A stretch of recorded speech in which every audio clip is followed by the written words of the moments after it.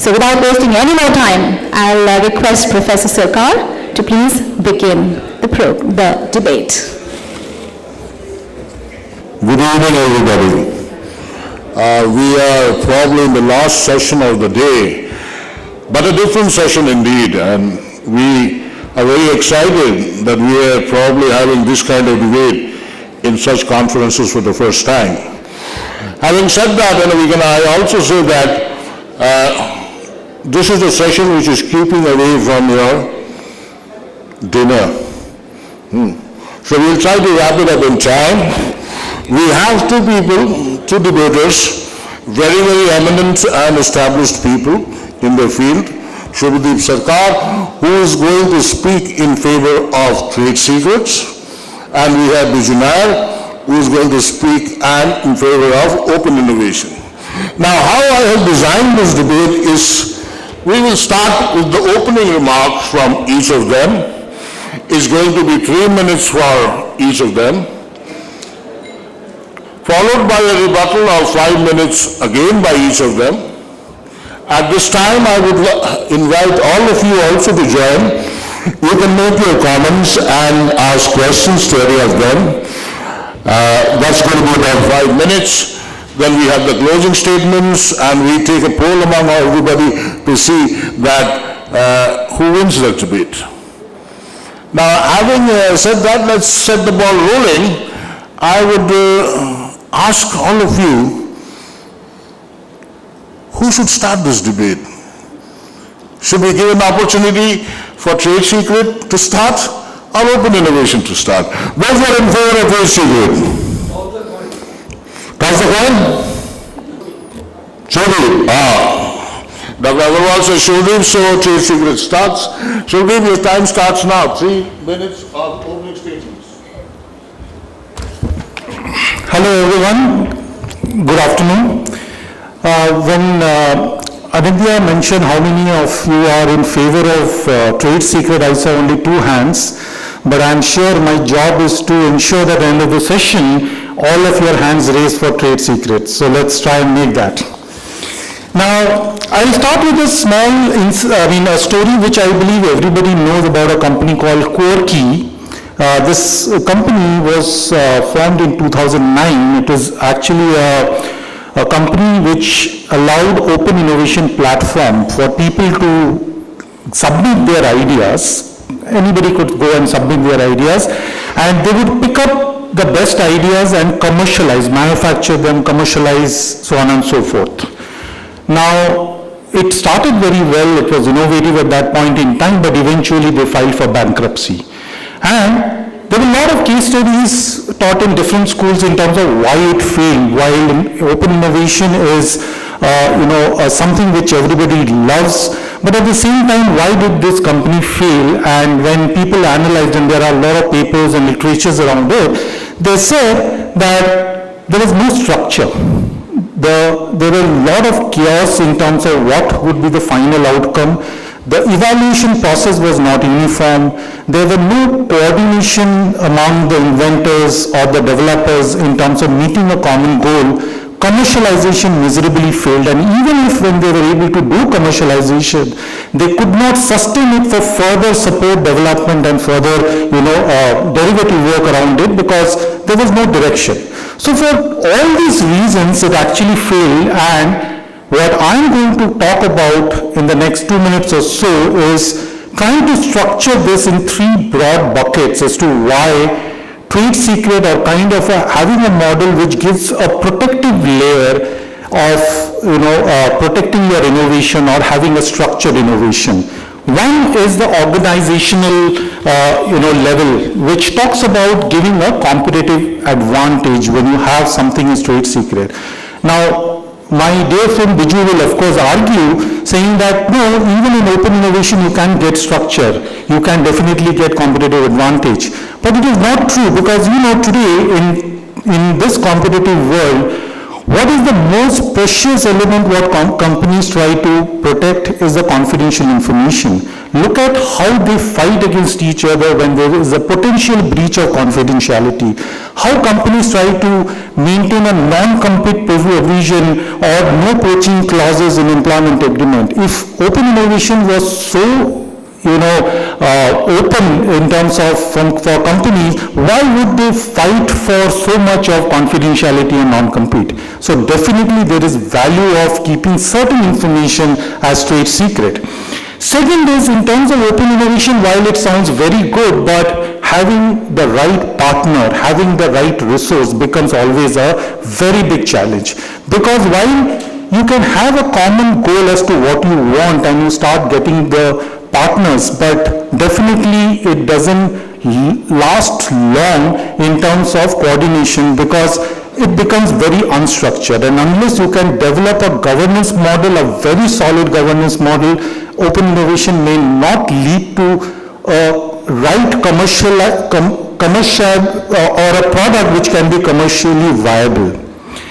You have a lot of implementation challenges which I will not get into details. Again, one of the important aspects which people struggle in open innovation is compliance, IPR, contamination of IP, all of it, because end of the day you can develop a wonderful product through open innovation, but when you want to commercialize, you will have to do all the checks, and when you find that some of them are not right, you need to reinvest on them, because the client will ask all the things from you, will say that, okay, do you give warranty, do you give indemnity, what is your support, do you have a 24/7 support?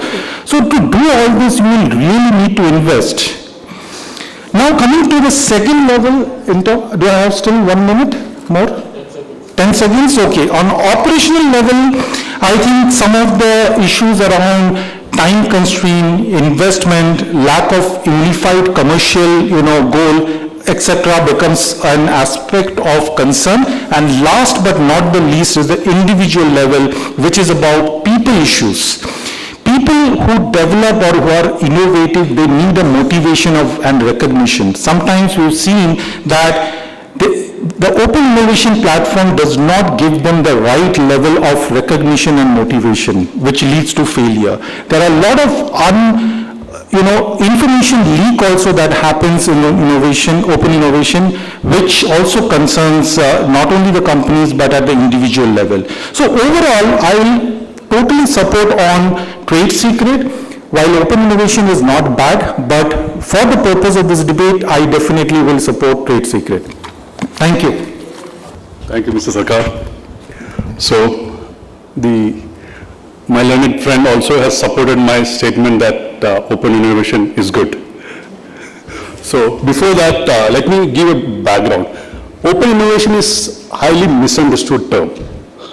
Open innovation doesn't mean that you cannot commercialize. If most of you, if you're using an Android phone, that is the best example of open innovation in the world. Let's look at companies which have been silo thinking. The best example of trade secret is Coca-Cola. But that was a different decade. Can we think of in the new technological regime where can we think of trade secrets? Is there a law in the country on trade secrets? There is no uniformity in the laws in the jurisdiction also where there is trade secret law. So I can give you an empty number of examples where silo thinking and trade secret was the norm. Xerox Power Research Center. Many of the innovation was done there, but they were never into commercialization of those innovation. Adobe is an outcome of the research at Power Research Center. Microsoft, some of the things are from Power Research Center. Because of trade secret and the silo thinking, that never came out. But on the other hand, if you think at Tesla, you look at Toyota, who are leaders in the ecosystem on the EV engineering side.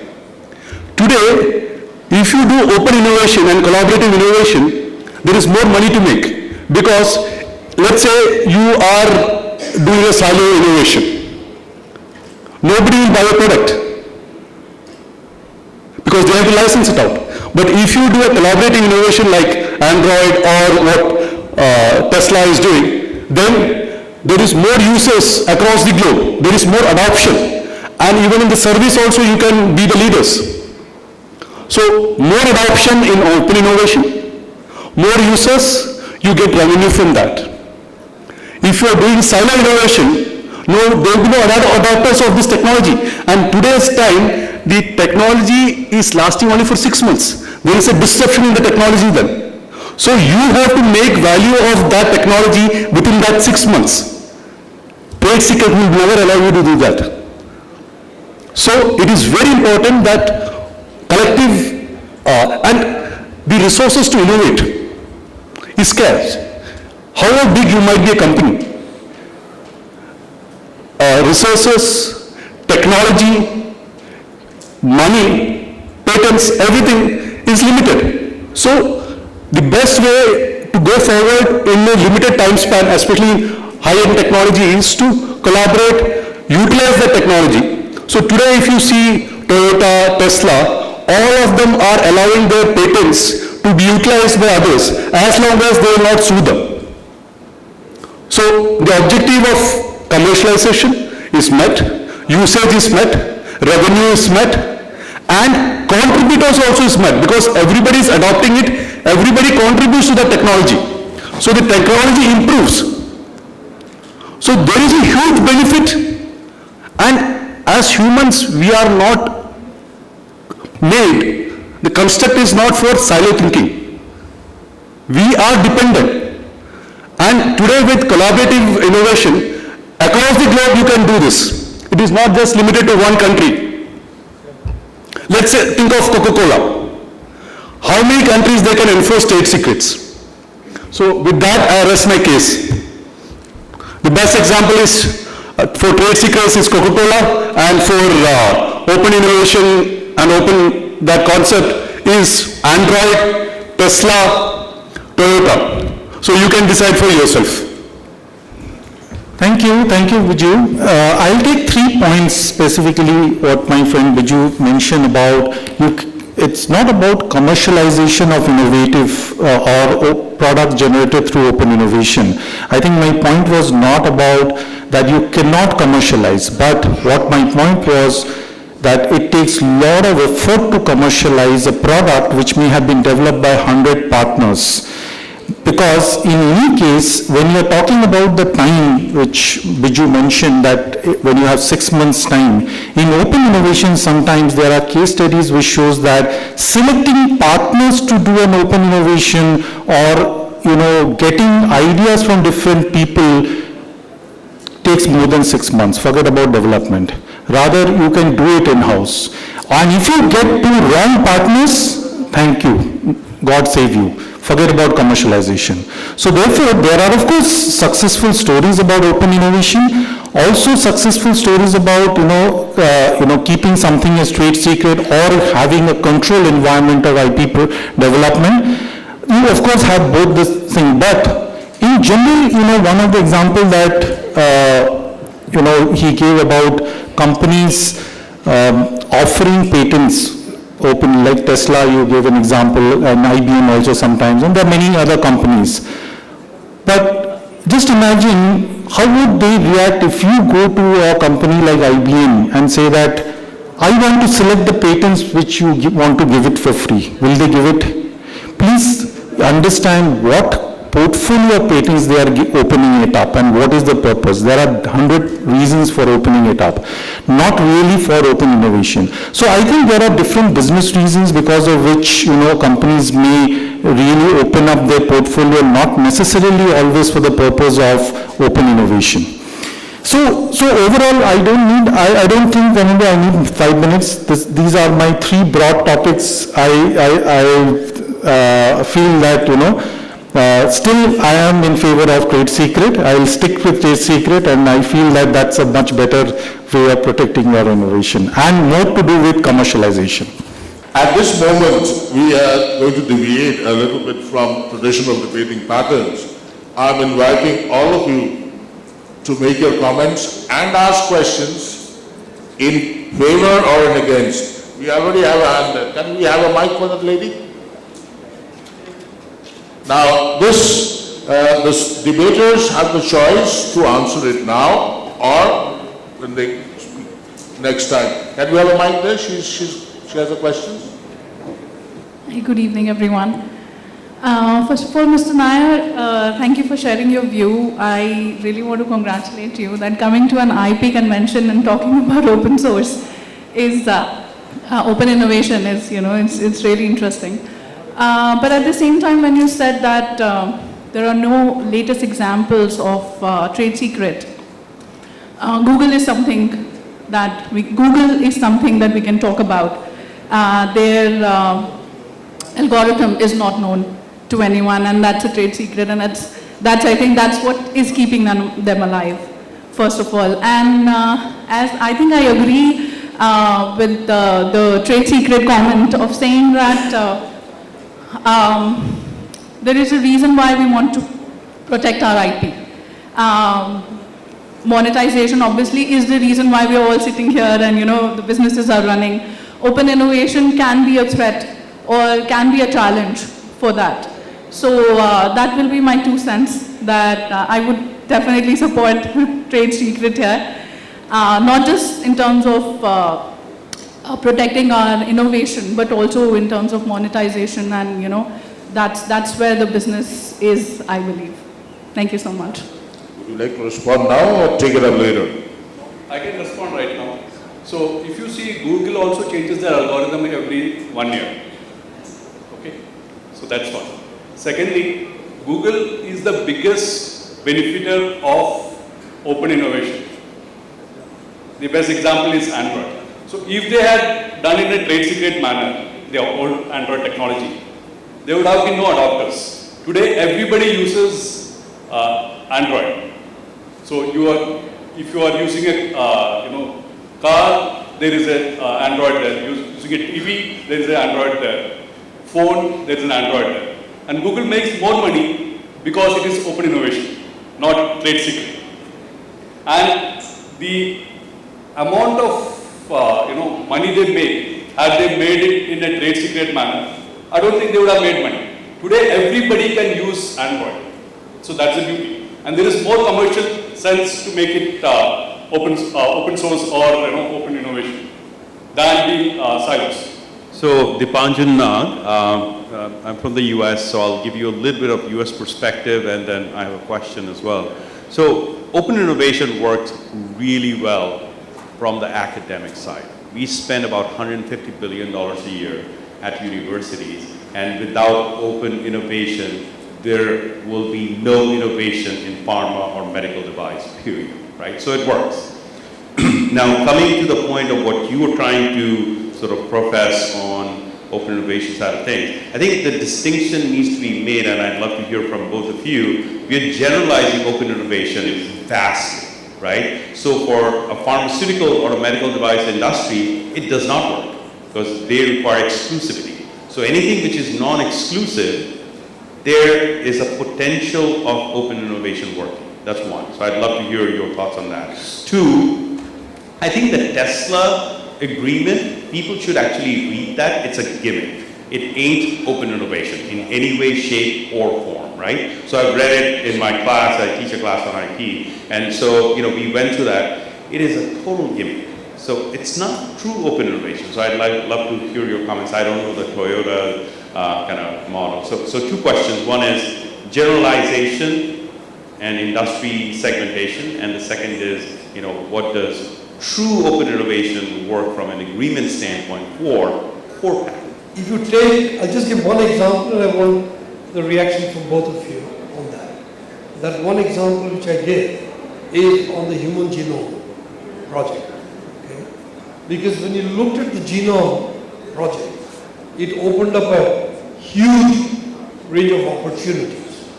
But that also simultaneously opened up a large number of areas of both research and commercialization.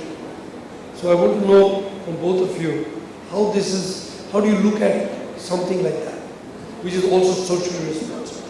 Yeah. So I'll answer first your question around the pharmaceutical side. During the COVID time, all the pharma companies came together with the COVID pledge and they worked together. Because that point of time, if you don't get the production on the time, right time, you miss the bus. So they came together on many of the, so most of the companies that time went to a COVID pledge where they would be collaborating with each other so that the production of vaccines increased. And some of them in certain jurisdictions also gave up their patent exclusivity and stuff. So that's the need of the hour. And I know that, traditionally pharma companies never got into a collaborative working. But I think things are also changing.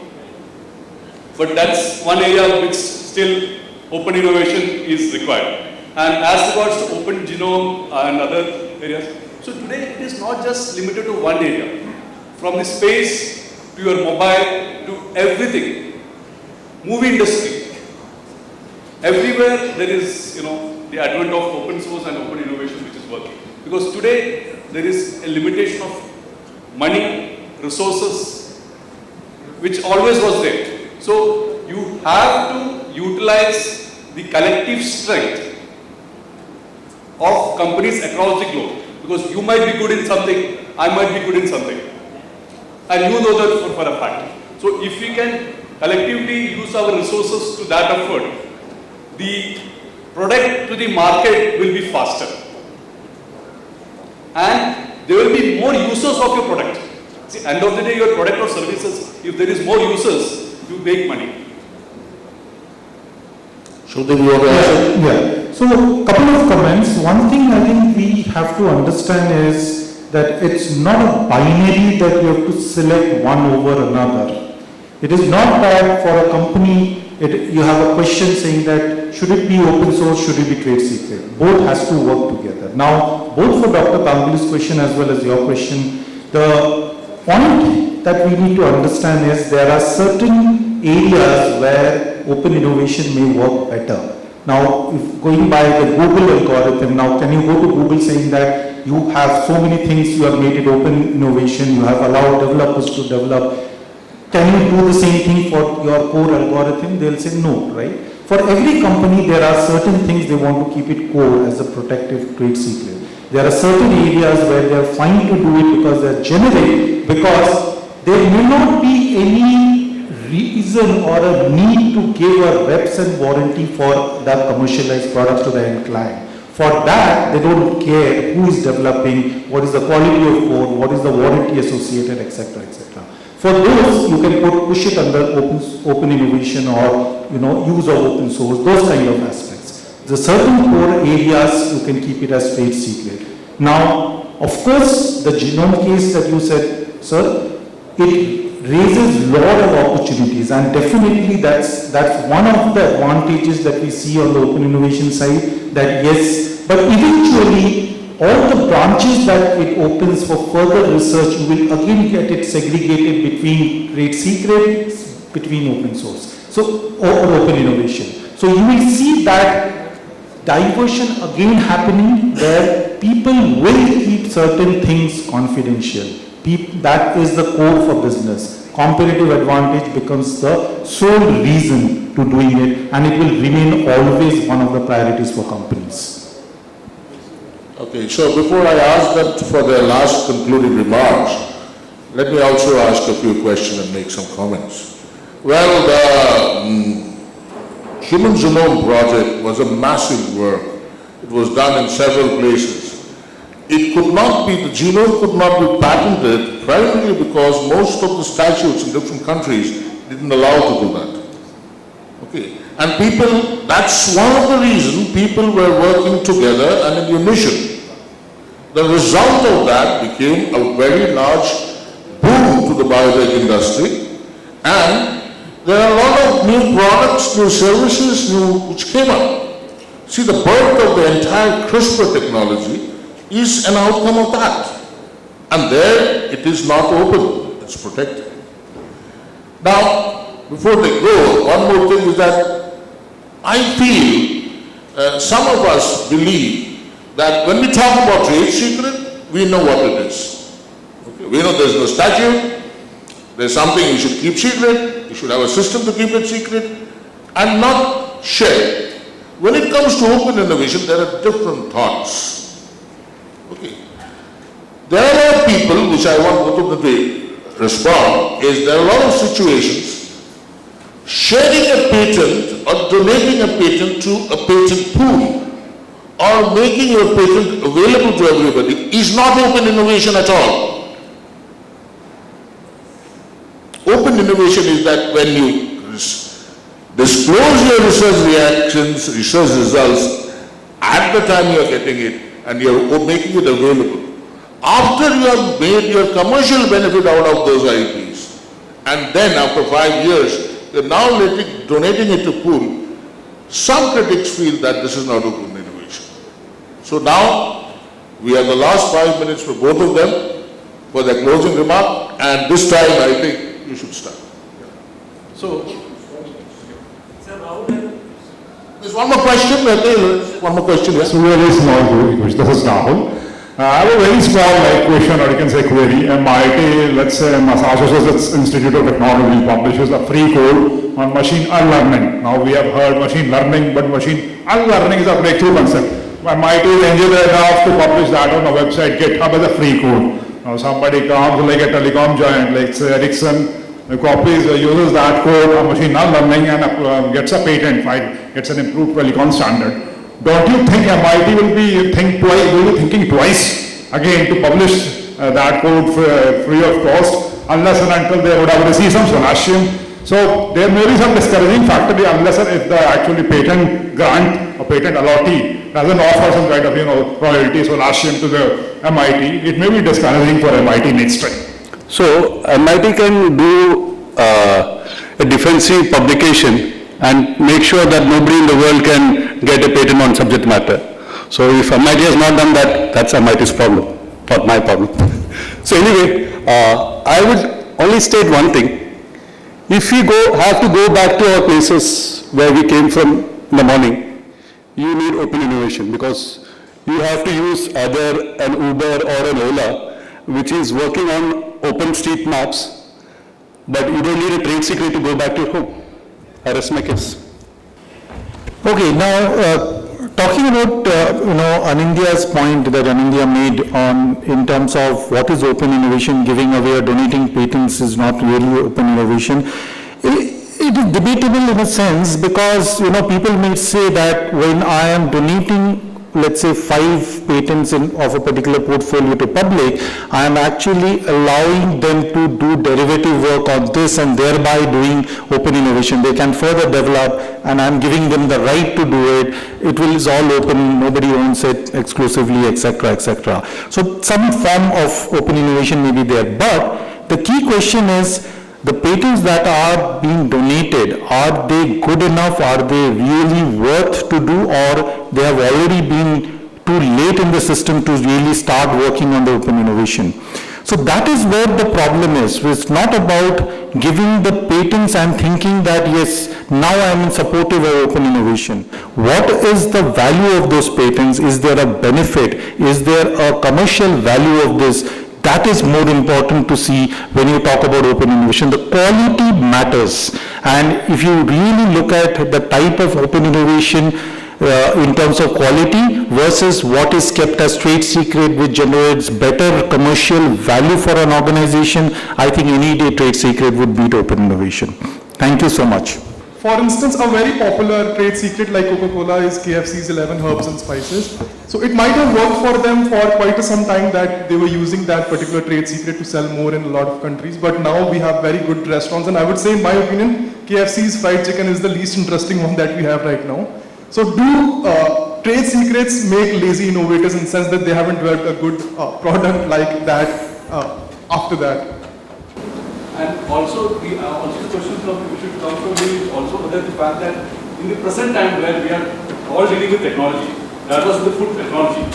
So in this modern time, can we look at trade secret? And that's the very reason that most countries in the world don't have trade secret law, even in India. No, the point is in not only law, though we may not have a trade secret law, but we still have, the common law to protect trade secret. So it is not that you really need a separate statute to protect trade secret. That is not mandatory. As long as you have the right governance and, the right laws, you can always protect. That's how, confidentiality is there. But to answer your question in terms of whether people stop thinking, absolutely not, because there is always a fear that there could be the same trade secret developed independently by somebody else. So you will have to constantly drive innovation within your organization. You have to constantly see how you can do better derivative work of what is there presently. That depends on the innovative index of the company, how innovative the company is, how forward-looking is. But it is not about, in fact, the reverse is true. When you think about open innovation, there are many researchers who would say that it prohibits them to think, because there always is a mindset that, oh, if I have to do something innovative, I'll call 5 partners, I'll get a consultant, I'll work with universities, I'll do a collaborative thing. My ability to think becomes limited. So that is another school of thought against open innovation. Thank you very much. Sir, we have so many questions. One more question here, go ahead. So if I may, I think we are confusing a little bit. So the gentleman over here talked about the Human Genome Project. That's really more of pre-competitive research, right? That is not really open innovation per se. And like you pointed out, if people are sharing their CRISPR patents, that would be open innovation, right? So the question really for both of you is, there are intensive aggregation models like RTX, AST, OIL, I would argue, unified patents. Do you think that is open innovation? Because to me, that is really pooling these, hired and, completed patents into a pool to reduce the risk of litigation. To me, that doesn't seem like open innovation, so I'd love to hear your thoughts. So I can't talk about other entities, but I can talk about Open Invention Network. So Open Invention Network was created 18 years back when IBM was sued by a company called SU. So when IBM was sued by SU, IBM realized that if fundamental technology like Linux and open source is not protected, there will be no end to litigation. So anybody can join the community, which is called Open Invention Network. The biggest advantage is that whether you are a startup, you are a project, you are an individual, you are a company, anybody can join the community free of cost. There is no commercials. You get a patent tension-free ecosystem on Linux and open source. So anybody in the world can be protected from 2 types of problems. One is operating entities behaving like a patent troll, or a pure non-practicing entity. So if a non-practicing entity sues any of the community members or a non-community member also, they join the community. Like I can give the example of Genome Foundation, which was sued, which is an open source foundation, in 2019 by Rothschild. When Rothschild sued them, Genome Foundation did not have any patents.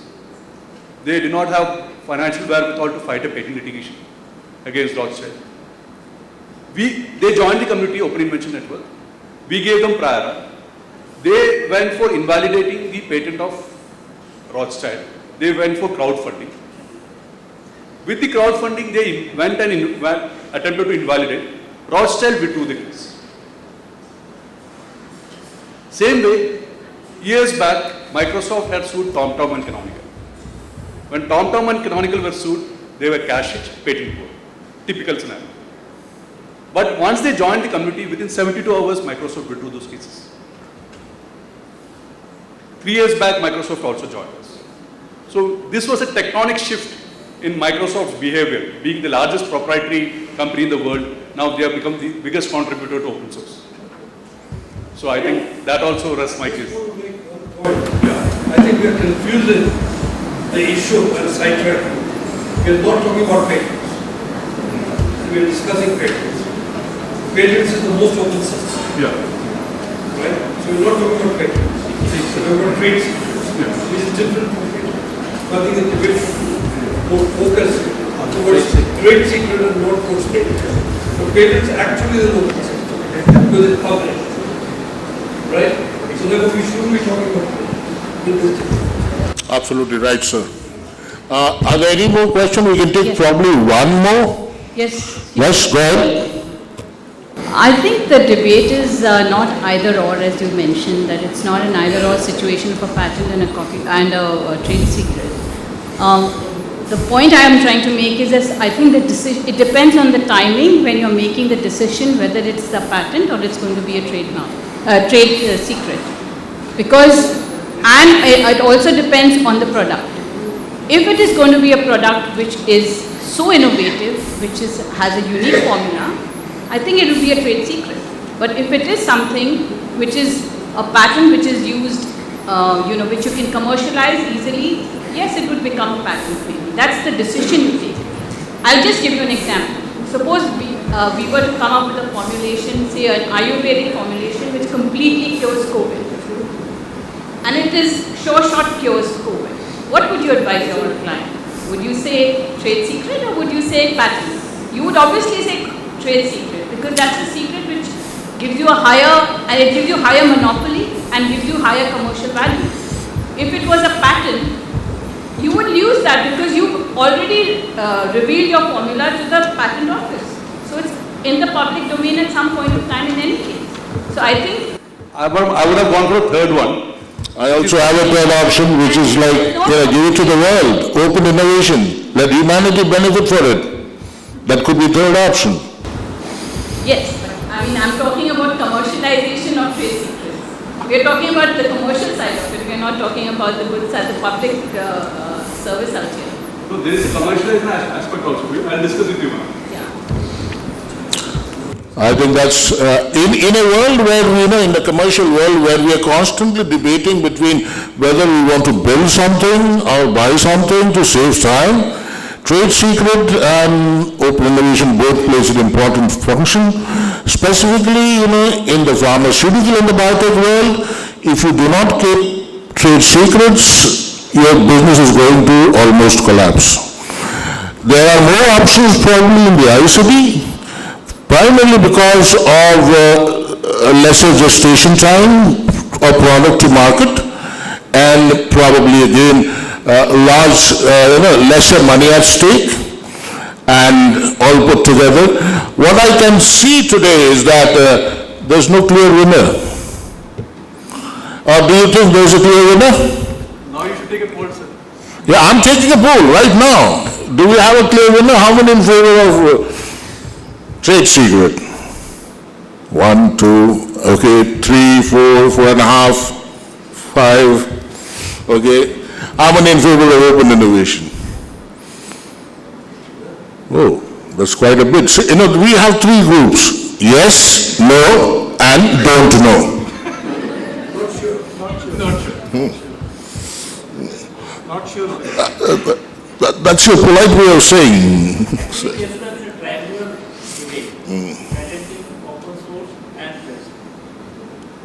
Okay, patent is anyway cannot be a trade secret, it's always published. Anyway, with that, I think we had a wonderful discussion and we'll keep continuing this. I will check up with him to find out, I'm curious to know which chicken is better than KFC now.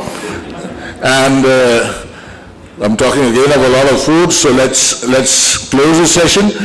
I would like to thank Subhadeep and Biju for being wonderful debaters. And the participants in the audience, you have been really good. Thank you very much. Have a wonderful evening, ladies and gentlemen. Thank you. Thank you so much, sir. Indeed, ending on a high note, take with you the energy and insight for the ongoing journey for the day ahead and the days ahead. So thank you so much. Expressing our appreciation to the exceptional panelists who made this session both enlightening and memorable as well. And thank you to our talented moderator for skillful guidance, making this session an enriching experience for all of us. So I now request Dr. D.P. Agarwal to please felicitate our guests. I'd request Dr. Agarwal to first felicitate Professor Dr. Anindya Sirkar, Chair Professor, IPR, Nalsar University of Law. Thank you so much, Professor Sirkar, for moderating this session so wonderfully and for your insights and your valuable inputs. Thank you so much. I'd request Dr. Agarwal to please felicitate Mr. Shubhadeep Sarkar, Vice President, Legal and Corporate Affairs, Cognizant Technology Solutions. Thank you so much, Mr. Sarkar, for joining us. And Mr. Biju K. Nair, Founding Partner, Open Invention Network. Thank you so much to all the gentlemen. I'd request all of you to please come forward for a group picture. And thank you so much, ladies and gentlemen, for joining us in this session and for the entire day. And I'd thank all the speakers for a very good day. In fact, we had day one of this convention.